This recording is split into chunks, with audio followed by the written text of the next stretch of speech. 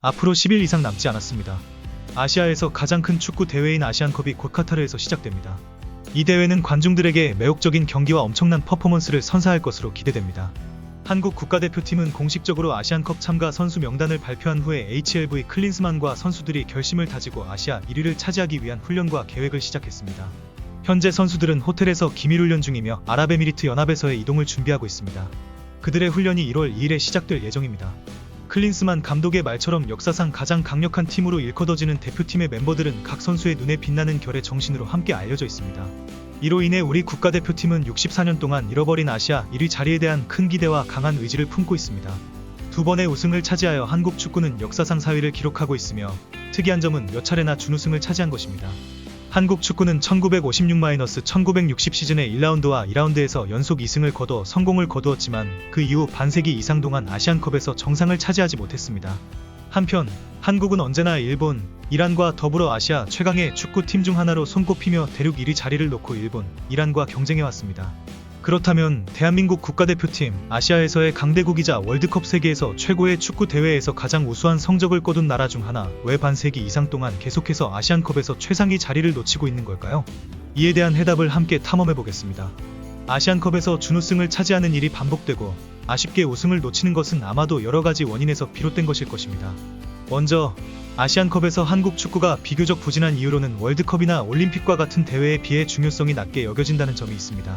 한국 축구는 세계 무대에서의 성과가 대륙 대회보다 높은 가치를 가질 것이라는 관념에서 출발하여 일반적으로 국제적으로 규모가 큰 대회에 더 중점을 두고 준비하고 있습니다. 그 중에서 월드컵은 가장 중요한 위치를 차지하며 그 뒤로 올림픽 그리고 아시안컵이 이어집니다. 1990년대 이후 올림픽과 아시안게임이 연령별 대회로 변경되었지만 이들은 여전히 월드컵 다음으로 중요한 단계로 평가되며 명성 있는 경기 브랜드와 군 면제 혜택 등의 특전을 통해 그 가치를 지속적으로 유지하고 있습니다. 비록 아시안컵에서 우승을 차지하더라도 선수들은 병역 의무에서 해방되지 않습니다. 한편으로는 실제로 중요한 승리 성적을 얻지 못해 아시안컵은 큰 관심을 받지 못하고 있습니다. 한국이 아시안컵에서 우승한 초기에는 참가 국가 수가 적었고 대회의 규모와 위상도 현재와는 다르게 작았습니다. 그래서 이 대회는 당시로서는 작은 축구 대회로 간주되어 큰 중요성을 부여받지 못했습니다. 이로 인해 두 번째 이유로 대회가 언제 개최되고 국가대표팀의 상황이 명확하지 않다는 불확실성이 발생합니다. 한국 축구에서는 국가대표팀이 월드컵과 올림픽 일정에 따라 두 해에 한 번씩 교대로 개최됩니다. 따라서 아시안컵이 아시안게임이나 올림픽과 겹칠 경우 국가대표팀은 일부 핵심 선수를 우선적으로 대회에 참가하는 연령 그룹에 양보해야 합니다. 그러므로 아시안컵에 참가하는 국가대표팀의 출전 명단은 분명 완벽함에서 조금 떨어져 전체적인 힘을 감소시키며 실제로 높은 완성도를 갖추지 않을 것이며 전술적으로 중요한 핵심 선수들이 부재할 수도 있습니다. 이와 더불어 불확실한 시간과 장소 문제로 인해 새로운 팀 구성원, 선수들의 전술에 대한 익숙함을 쌓는 시간이 제한되며 현재 한국 국가대표팀은 유럽 클럽에서 활약 중인 다수의 선수로 이루어진 팀이기 때문에 더 어려움이 있을 것입니다.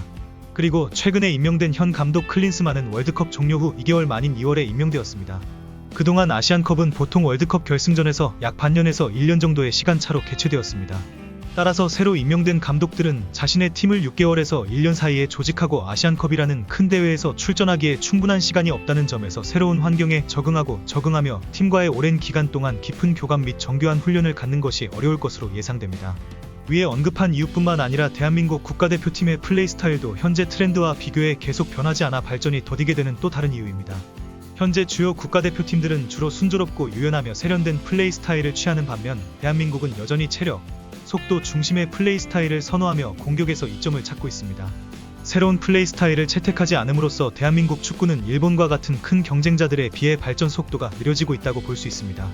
더구나 현재 축구가 세계적인 스포츠로 발전함에 따라 다른 국가들도 고국 축구를 개발하는 데 더욱 중점을 두고 있습니다. 특히 체력 기반 스포츠에 적합한 높은 신체적 기반을 가진 국가들인 이란, 아랍에미리트, 호주 등은 축구를 키우는 데 큰 중점을 두고 있습니다. 그들이 발전을 계속하면 그들의 실력과 강도가 향상되어 아시아에서 강대한 힘으로 부상하면서 우리와의 경쟁이 더욱 치열해질 것입니다. 특히 한국 대 이란 또는 아랍에미리트와의 경기에서 우리는 여전히 많은 어려움에 부딪히는데 처음에는 아시아에서 강대한 팀으로 보였던 한국 축구가 현재에 이르러서는 많은 경쟁과 어려움을 겪고 있음을 보여주고 있습니다. 위와 같은 이유들이 아마도 한국 축구가 아시안컵에서 우승하지 못하고 아시아 정상 자리를 놓치고 있는 이유일 것입니다. 하지만 이번 아시안컵을 앞두고 한국 축구가 보여준 준비와 기회를 보면 우리는 충분히 우승에 대한 희망을 가질 수 있습니다. 이제는 아시아 정상 자리를 되찾을 때입니다.